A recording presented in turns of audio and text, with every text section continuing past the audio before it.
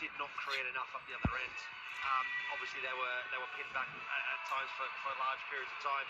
They expelled a lot of energy defending, and then when they had a chance to go forward, there wasn't a lot left in the tank. It wasn't until late on where they had a little bit better positioning with the ball, but that was more so Chelsea also defending more, went back to a back three because they wanted to close shop, and very much so they pretty much finished the game quite comfortably, I thought, Chelsea.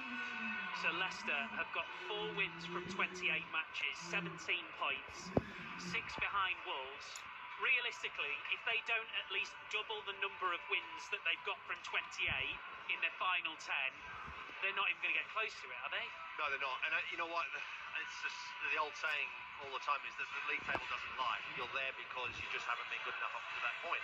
So at this moment in time, Leicester City haven't been good enough to warrant a better position, and the only people who are going to change that is they themselves. And you referred to it earlier in the show. In 2000 was it 2014-15 is when last 10 games of the season there were 8 wins, 1 draw and 1 loss, and it was a remarkable survival effort from the team. And I was there at that time as well, and it was phenomenal.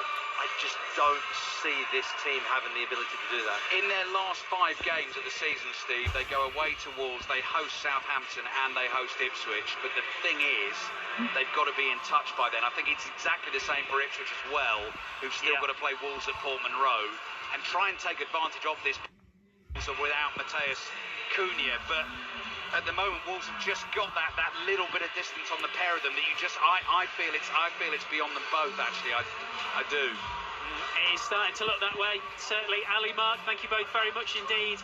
Ali, Bruce Ball, Mark Schwarzer inside Stamford Bridge. Chelsea's victory, by the way, moves them above Manchester City into 4th in the Premier League table.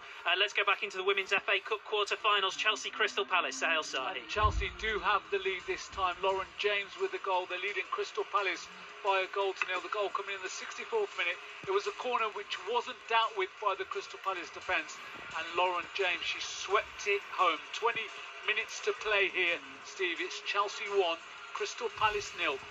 This, of course, is for the right to join Manchester United and Manchester City, who beat Aston Villa 2-0 earlier in the semi-finals. The last spot up for grabs will either be Arsenal or Liverpool. Victoria Polly.